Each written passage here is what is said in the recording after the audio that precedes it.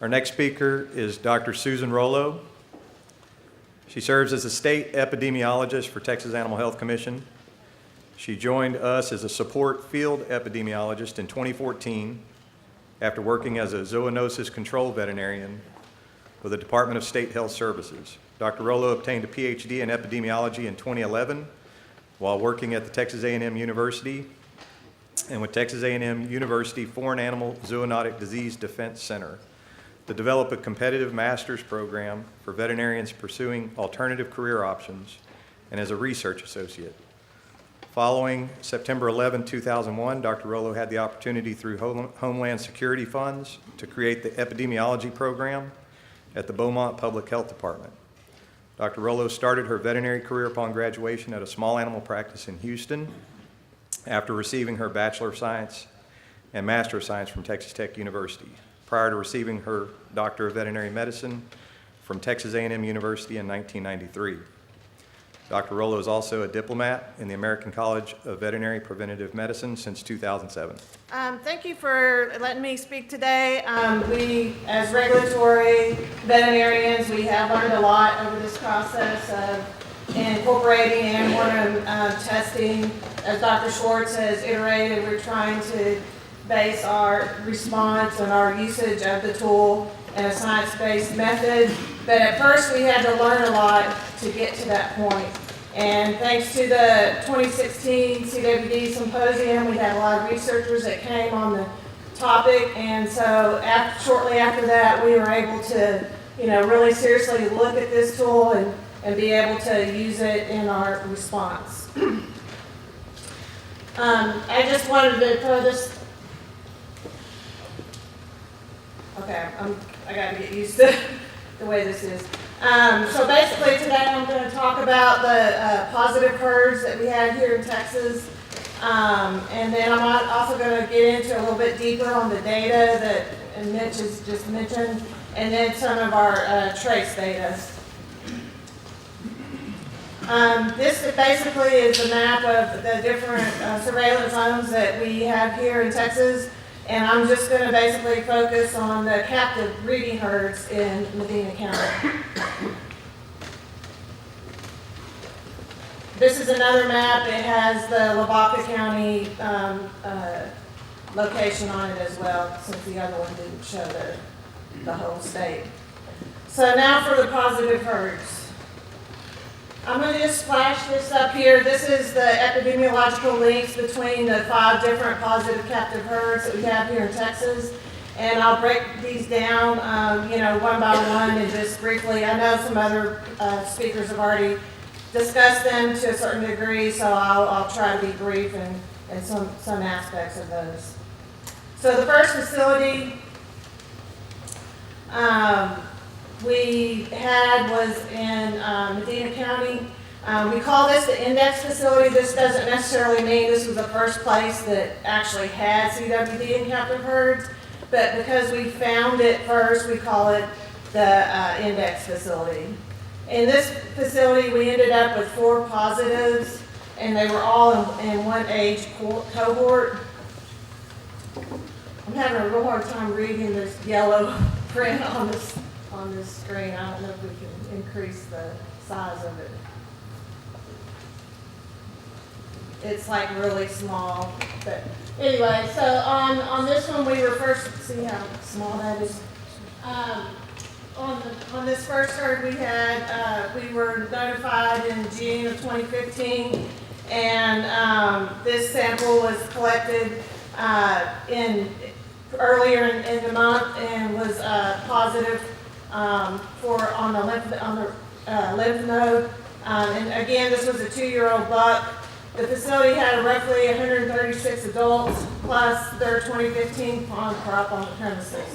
The facility also had a release site, and on the release site they did have some elk. This is a map of the area that shows where Facility 1 is located.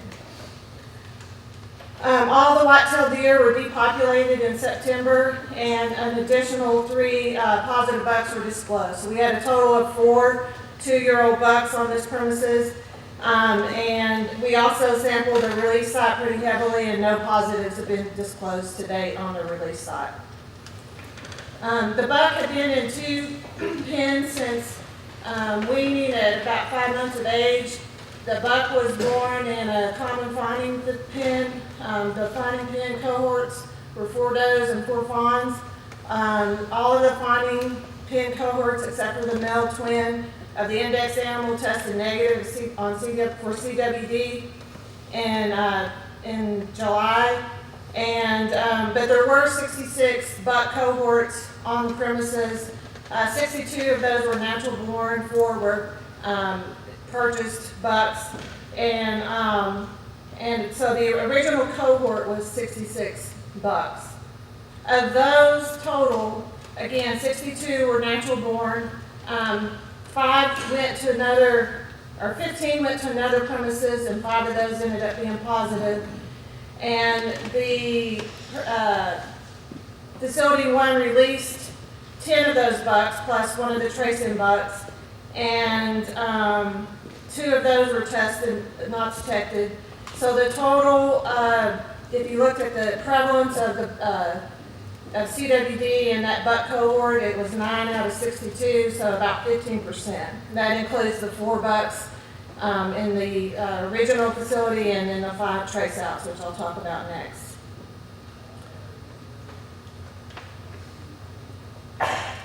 So the second facility was a trace out from facility 1. It was in Lavaca County, and so it was pretty straightforward. They received 25 bucks in 2014, but 15 of those were in that same cohort as in regards to being 2-year-olds. On September 14th of 2015, we were notified of a CWD positive from that facility. Over time, we tested they tried out some of the Antemortem testing. We identified 2 additional positives, and when they depopulated the herd in March, we had 2 more positives. So we had a total of 5 positives. And they all left the index facility in October of 2014. So we know that there was CWD in facility 1, October of 2014. So that kind of gives you a little bit of the time frame there, since all those bucks left at that time. The third facility that we identified was facility 3, and this was in January of 2016. We had a header harvested buck that was harvested in a pasture, and it was submitted for testing in cooperation with TPWD's requirements. In addition, they received 3 bucks from facility 1. These were not in that same buck cohort, but they were other older bucks. All of those were located and tested as not detected. So they were connected as far as being a trace out, but the bucks were tested, were still present, and they were tested, not detected. Over time, we've had an additional 26 bucks and 33 does in the pens that were positive. Plus, we've had 2 out in the pastures, and I'll go into a little bit more detail on those numbers here. This facility is also fence line adjacent to facility number 4. So back to facility number 3. This is the largest premises that we have in regards to our captive facilities. They have a number of different release sites. It's 22,000 acres, and they have exotics as well as whitetail deer that they release. They, basically a hunting facility. So they, their business model is to have shooter bucks. Their breeding facility is way up here on the north side of the ranch, and miles away are their grow pens. They have 3 sets of grow pens, 2 sets over here, and then a 3rd set down in the south part, close to facility 4. On February 4th is when we confirmed the positive shooter buck that was harvested in January. Prior to that, this buck had spent 3 years down in the grow pens, which were down on the, miles away from the breeding pens. And so after being there for 2.5 years, we assumed that's probably where this buck came in contact with CWD. That was our thinking, in the beginning. This is, again, in January or February, after we had the symposium. We met with the producer, Texas Parks and Wildlife, and Dr. Rollo and I, and we talked to him about, how we could look at his facility. He had around 800 to 900 animals in the pens, and obviously a depopulation of that is not affordable as far as utilizing USDA indemnity funds. And so, since we did have the tonsil antemortem testing in consideration, we talked to him about testing some of his deer. Now, obviously, he has 38 doe pens, and to gain the confidence that Dr. Samuel's speaking of as far as disease freedom, we would have to test 100% of all his animals in his facility. And maybe not even just once, but a follow-up test. At the time, it was very costly to do the Antemortem testing, so we negotiated with the producer, and he was only agreeable to do 300. And so because of that, we looked at the highest risk animals. We looked at the shooter bucks that were obviously in pens, and the grow pens near the index positive, and we tested all of those. And then we also selected a group out of his doe pens, and we weighted since we didn't have, the luxury to test all of them again, we chose bucks, does that had been there a certain time period, like for example, this was in 2016, so we didn't test a pen that was only 2014 does. We selected the pens that had the older does that had been there for at least a while, and we also tried to consider any of the trace-in deer because we wanted to rule out, potential source of the CWD to that facility. So we ended up testing about a third to a half of most of the doe pens in the facility. And we didn't find any other positives with the exception of one buck. The buck that we found that was positive actually had spent time down in the south grow pens, and the manager was concerned about the nutrition, so he moved a group of those back up to the breeding pens. And that was the group that we found the second positive in. And so he, CMD'd that pen and emptied it, and anytime we had a positive pen, we would not allow them to put deer back into those pens. So that could have been the source of the CWD to his breeder pens. We'll never, know, but that's what happened. To date, where we're at is basically Dr. Rollo and I wrote a herd plan, and then we would meet with Mitch and Bob and TPWD and everybody else, Dr. Schwartz and Carter even, on getting agreements to what we could do in the herd plans in regards to what is acceptable by both agencies as far as management of this herd, being the size it was, and again, not having the luxury to be able to depopulate. And so it was a lot of work and a lot of negotiations, even with the producer. And we did some of the basics that we included in the plan were if you had a positive in a pen, then you had to depopulate that pen, and you couldn't reuse the pen. Another thing I want to point out about this facility is that in their breeder pens, they have a very heavy gauge wire fence, and they have 3-foot walkways between pens. So having nose-to-nose contact was not, not an issue there in their breeder pens. So we'll get into more of that here shortly, but just to give you the background on that. And so over the time, the last, almost 3 years, we've ended up depopulating a number of pens. We'll go into the numbers here later. And in August, we actually depopulated all the does and fawns. pending USDA indemnity funds. And so what we have left on this facility is some shooter bucks and some breeding bucks from breeding pens. So the total that we have today are 26 bucks and 33 does. This does not include the release sites. The average age of the bucks, they were born between 2010 and 2017. The average age was 3.3. For the does, they were born between 2008 and July 2017, and the average was 5.5. In regards to the elk, we did have 2 elk from one pasture that were positive, and it was 2 elk natural born cows on the premises, and they had sampled 117 out of that pasture, and we got 2 positives. That particular pasture also had some release site positives. So for the release site positives on this facility, we had the first release site, we had a total of 3 bucks that were harvested over the index bucks plus the 2016-2017 hunt season and the 2017-2018 hunt season.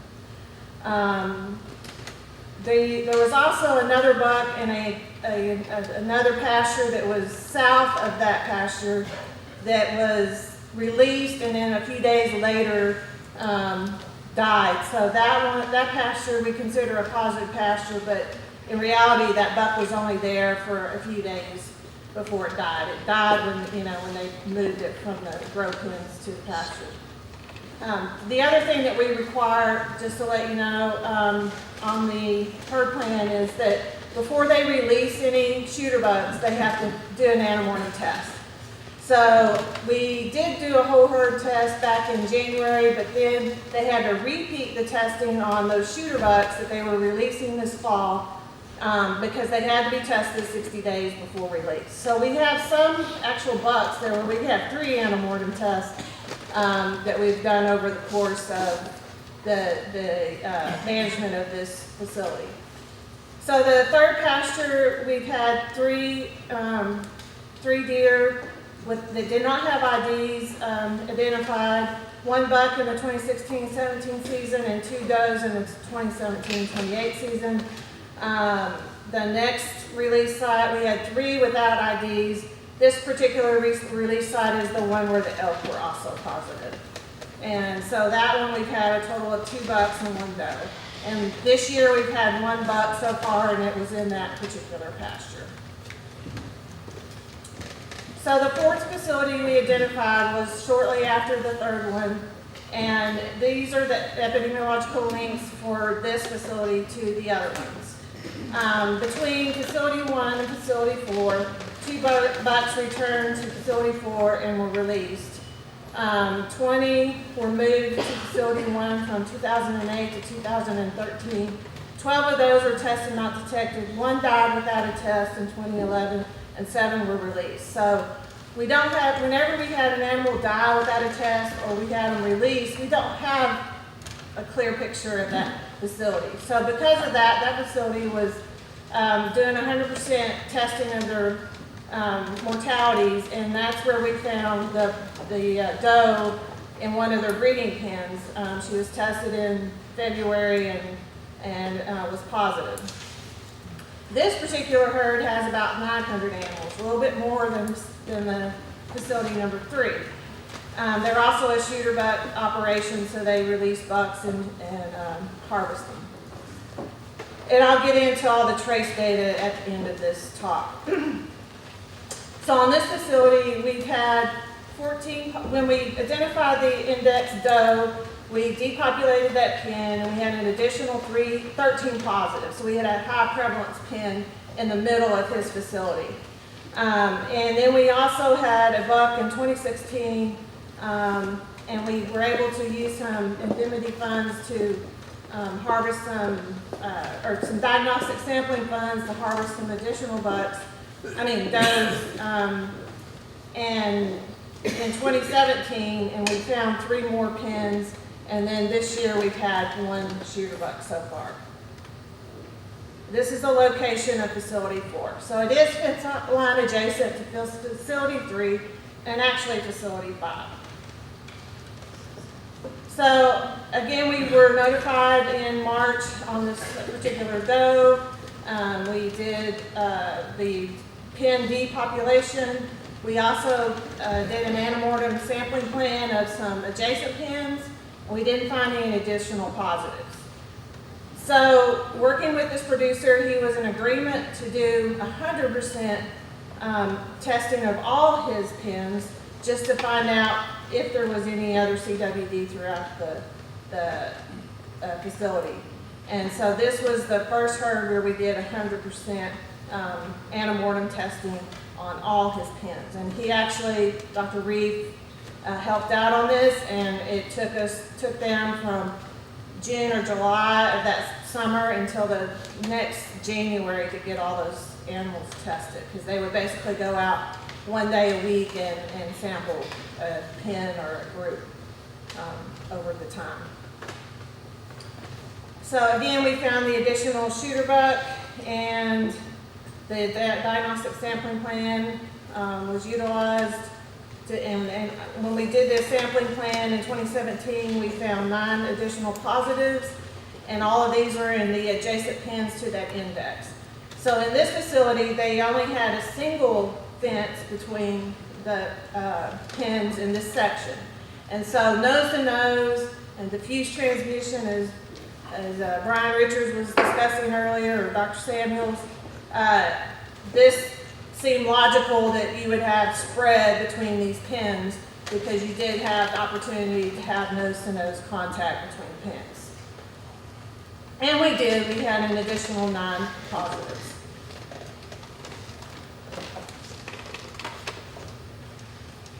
So the last facility is facility number 5. This is also in Medina County. As Mitch said, this was a facility who was testing for the TPWD rules requirements, and they were doing rectal biopsies. And they identified 1 positive buck during that rectal biopsy testing plan. We were able to get USDA indemnity funds, and we depopulated this herd. And at the time of depopulation, we found 1 additional positive doe, and she was from the same pen as that buck. This is facility 5. It's again adjacent. The only connection between this facility and the other facilities is the fence line adjacent, being fence line adjacent to facility number 4.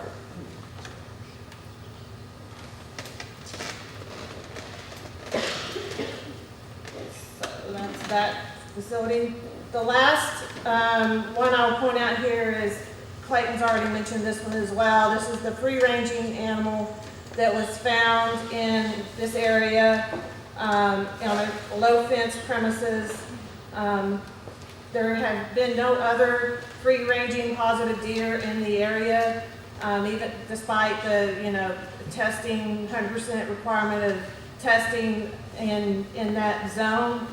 And I'll mention Dr. DeYoung's research. He looked at the genetics on this particular free-ranging white-tailed deer, and what he found was that the genetics on this deer were more similar to captive deer than the free-ranging population, but he did not see a specific connection to any one captive facility of the ones that he analyzed. So we do believe that this animal had, some captive bloodlines. This is the summary of all the total of the positives, including the 2 new shooter bucks this year, 1 from facility 3 and 1 from facility 4. So we had 4 from the first facility, 5 from the second, 59 in the breeder pens from facility 3, plus the additional 10 in the release sites, plus the 2 elk. And then we had the 23 in the breeder pens in facility 4, plus the 3 that were hunter harvested, and then the 2 in the last facility. So now we'll look at the next section I want to look at is some of the data that we have and a little bit more specific information than what's been previously shown. And the nice thing about this data is it kind of correlates with what Dr. Morales, Dr. Henderson, Dr. Nichols have said as far as genotype. I don't have all the genotypes on all the data. I think I'm supposed to be getting that today. But so I have a subset of data where we looked at genotype and in relation to, you know, lymph node only positive versus lymph node OVEX and Antemortem testing. So I think you'll find that this kind of is matches what other people have said here at the symposium. So first I want to give you a history again, just reiterate some of the things we've already been saying about Antemortem testing. Based on the number of traces on that first index facility, the captive breeder industry was really asking, hey, can you help, you know, we need an Antemortem test. We need something to be able to look at this instead of just doing only post-mortem testing. And so we had the symposium in 2016, and then we moved forward with the testing.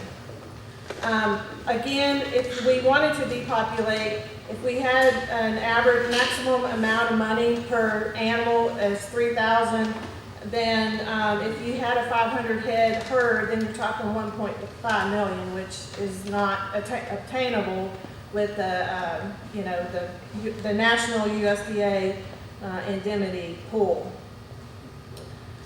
So in response to the captive breeding industry's desire to have this testing, we developed an authorized program for accredited vets to make sure that they appropriately submitted the samples and followed all the regulatory processes that were needed to submit these samples.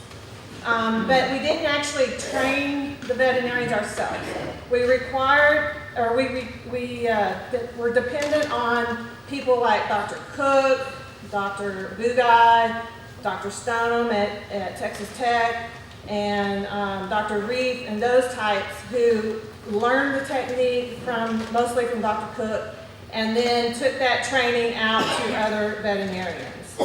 And we had a total of 184 veterinarians that attended our webinars, and I'm assuming most of those went through the actual, you know, surgical training with the trainers out in the field.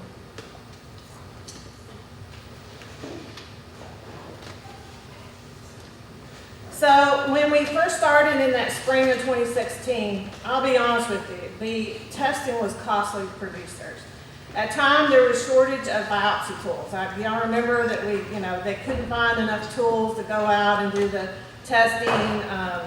So that was an issue. The biopsy tools are very expensive, and you need multiple tools when you're trying to do a big herd because you can't reuse the tool on subsequent deer. You have to CMD the tool between deer. So when you're working a large group, you need multiple tools to be able to accomplish that.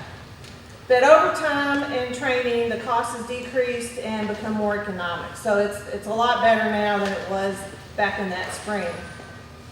Also, as Mitch mentioned, they created the rules that required the Antemortem testing in breeder herds with using both tonsil and rectal.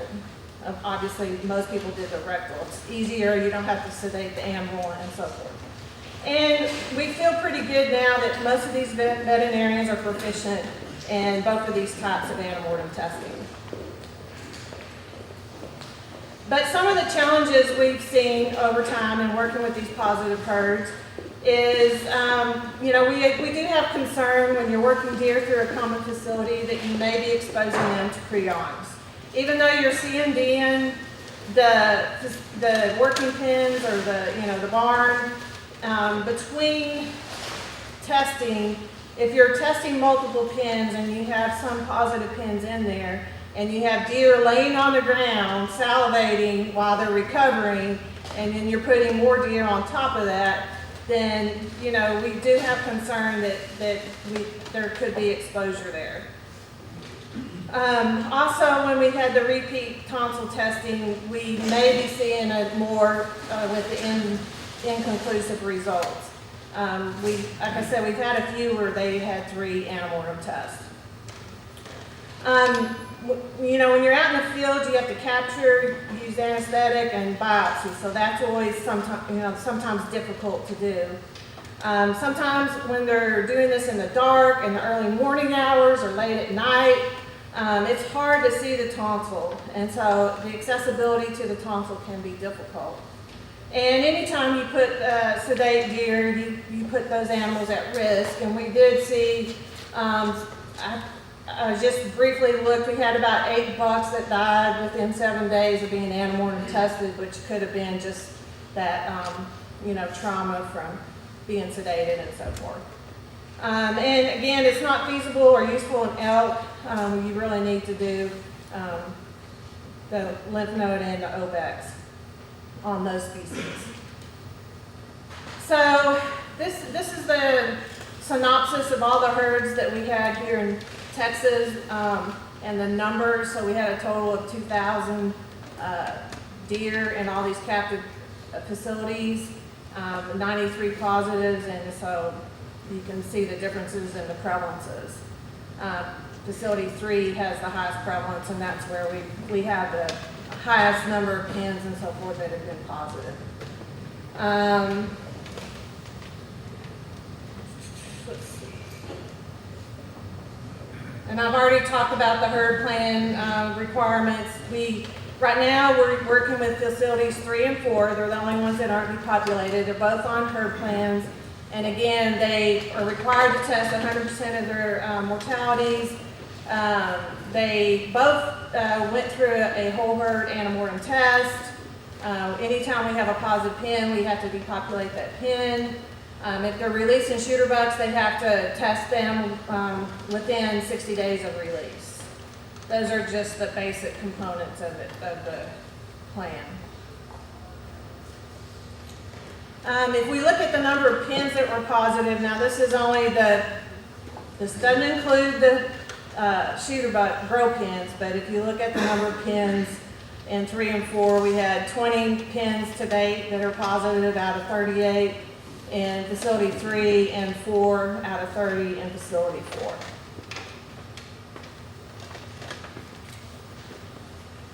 In addition, on facility 3, we had 54 pins total, so we had an additional grow pins, and at least 3 of those, well actually 7 of those pins were positive out of 16 of the grow pins.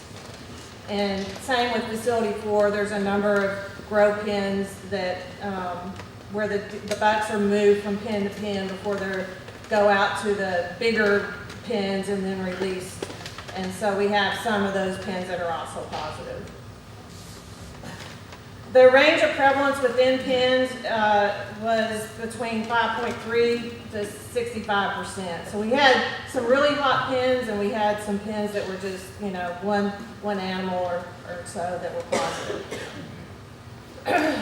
So the average was 18%. So what are the trends? You know, we saw what the Dr. Edmonds talked about as far as the, you know, deer out in the wild, and the age cohorts and so forth. And so we're able to, as epidemiologists, look at this data a number of different ways to look for trends. You just have to look at everything and go through it over and over, and, you know, think about how things could have happened and if there's something that's significant or not, to help you answer this big mystery of CWD. We've looked at the age range, sex, time between Antemortem testing, and so forth. And we have some genotype data. Hopefully we'll get more of that soon. So if we look at the blue is all of the deer in the pens in the facilities, age distribution compared to the positive distribution. So the average for the positives was 4.1 years. The range was between 11 months to 10 years. For all the other deer, the average age was 4.7, and the range was from 10 months to 190 months. If we look at does versus bucks, this is artificial because you have buck pens and you have doe pens. But the only takeaway I would say from this is that whether you're in a doe pen or in a buck pen, the risk is maybe the same. We have essentially 56 does and 50 bucks between all the facilities. So now for the Antemortem testing. Basically, my data set, what I looked at was all the pens that had Antemortem testing that were positive, because to me, those are where those deer were exposed. We're interested in knowing what happens when you have exposed deer in regards to when disease occurs and maybe how long the incubation period is. So I excluded all the negative pens where you had, all the animals were negative, because we don't know if those were exposed or not. And so when I did that, I came up with 647 animals. 452 of those had Antemortem tests. 420 of them had an Antemortem and a postmortem test. The reason there's a difference is because 32 of those are still alive. 31 had inconclusives on the first, and 4 had inconclusives on the second Antemortem test. 107 had 2 or more Antemortem tests. And because again, like on facility 3, we did the 300 that first year, and then we followed up with a whole herd test. And the same on facility 4, we did the whole herd test, but then we also had to test some before they were released. So some of them had 2 or more Antemortem tests, and 74 that were positive on at least one tonsil Antemortem test, and 13 had a rectal Antemortem test, and of these, 1 was positive on both Antemortem and postmortem, and 1 was positive on postmortem only. So what I looked at here, and Tracy has some data too that's similar to this, but in my mind, I was thinking the veterinarian out in the field who's doing the tonsil testing. So my results, my tonsil testing are truly Antemortem testing, not the postmortem tonsil testing, if that makes sense. It's veterinarians out in the field, and they're looking at the, they're taking that sample. And so we had 46 where they had a Antemortem test, and then they had a postmortem test within 30 days. So we're trying to see if they match up. Does the tonsil testing pick out the ones that on what we call the gold standard, which would be IHC on lymph node, is the tonsil testing picking those out? And so if you consider that, we had 15 where they agreed between the IHC and the Antemortem test, and we had 25 here where they agreed. So these 2 squares are good because they agreed with the IHC basically. So we had 5 where they were positive on IHC, as Mitch already mentioned, but they were negative on the tonsil test. So what's the story on those? Well, all of these were only positive on lymph node, not obex. And they were, 3 of these were also positive on postmortem tonsils. So if I would have taken Tracy's method, then there should only be 2 in that box. But I really wanted to, look at the veterinarian out in the field doing the test. So that's where I get that. Now, this one is the one that Mitch also mentioned, where we had a positive on a tonsil, but negative on the lymph node and obex. And so what's the story on this animal? This is where Dr. Henderson, Dr. Morales, who's not here, some of these other people with experience, Dr. Samuels and others, This was an SS 11-month-old buck in a high prevalence pen. So again, it was positive on tonsil, but negative on all the other tissues. You know, we're curious about that animal. I think that's an important one to look at. I have on my next few slides some additional genotype data to dig into this deeper. So if we base it on this, then the sensitivity is 75%. But the confidence interval is pretty big. It's 51 to 91%.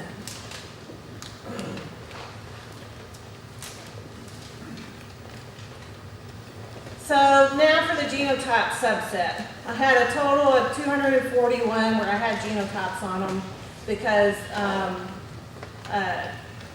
in my data set where they had the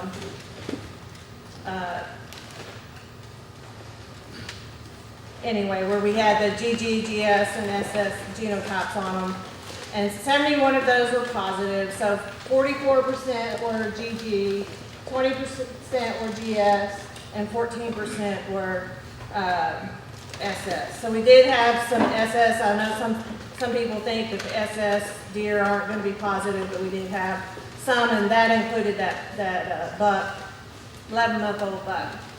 Now, here's a deeper slide. On this one, we had 45 that were GG, and then when we looked at these particular subgroup of deer, we saw that 64% of those were positive on both lymph node and obex. 34 of those had an Antemortem test, and of those, 41% were positive on the Antemortem test. If we look at the GSs, there was 23 GSs, 30% were positive on obex and lymph node, and this is, again, goes along with the knowledge that we have about genotypes, and it matches what we've been learning about yesterday. And 19 of those had an Antemortem test, and 6 were positive, or 31% of those were positive. And then we had the 3 SSs. None of those were positive on both lymph node and obex. 2 were positive on lymph node only, and 1 was that buck that was only positive on tonsil. And so out of those 3, 2 were positive, and 1 was not detected.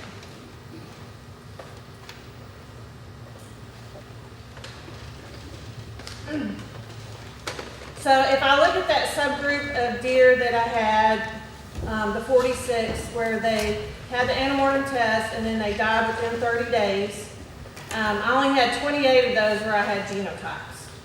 So of those, I had 71% of those were positive.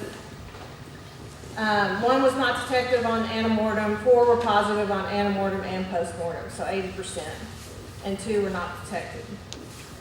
15 of the GSs, 6 were positive, so 40%, 3 not detected on Antemortem, and 3 positive on Antemortem and postmortem. And then 6 SSs total, 1 was positive, or 17%, 1 was positive, and 1 was positive on Antemortem, postmortem, and 1 was positive on Antemortem only. So this was only the subgroup where they had the Antemortem test and then died within the 30 days. So that is the testing that I have or the data that I have for the positive herds. I want to just talk a little bit about the traces. I think you saw a map that Clayton put up of the trace out counties and tracing counties. This is accumulation of all 5 herds and all the trace out or trace in counties involved in those 5 captive herds. So it's quite extensive throughout Texas. And again, I think Dr. Schwartz mentioned that we had customized herd plans for most of these facilities. And it is true because every scenario is different. And so we had to basically look at what their management scheme was, see how long the animals had been in the pen. If they were present, we were able to test them. If they weren't, we would have to do some kind of an Antemortem testing scheme. Obviously, in the pens, we wanted to be very sure that we didn't walk away with CWD in the pen, so we had a very high detection requirement. We did a 99.1 basically. If there was 1% prevalence, we had a 99% confidence that we could walk away that herd did not have CWD. So that involved a lot of the herds testing 100% of their animals with tonsil biopsy. We also considered how long it was since the animal died without the test, or the trace animal died without the test. We didn't go, if the animal died this year, we didn't go test them. We had to wait a sufficient time period to see if CWD was there based on the incubation period. So this was our total trace-ins. We had 97 of those. They've all been released from hold order. They either completed their herd plan or they were a closed facility. In regards to the trace outs, there was 239 herds, and we still have 25 that are pending. TPWD is managing some of those. Most of them are release sites, so we're just waiting on them to get their hunter harvested samples tested over time, which will take a significant amount of time to obtain the confidence that we want in some of those cases. So again, 25 of those are pending. And then this is just I need to work on this slide some, but overall there was about 3,421 deer from all the facilities that were either trace outs or trace ins, and about 23% of those have been tested to date. So most of those were released, and because back in those days, when they were released, we didn't necessarily have the ID of the animal when it was hunter harvested, so we missed quite a few of those from being hunter harvested, but again, 23% are tested, so that's not a very high number. And this is just an overview of the positives in Texas and looking at it from a different aspect. And that's it.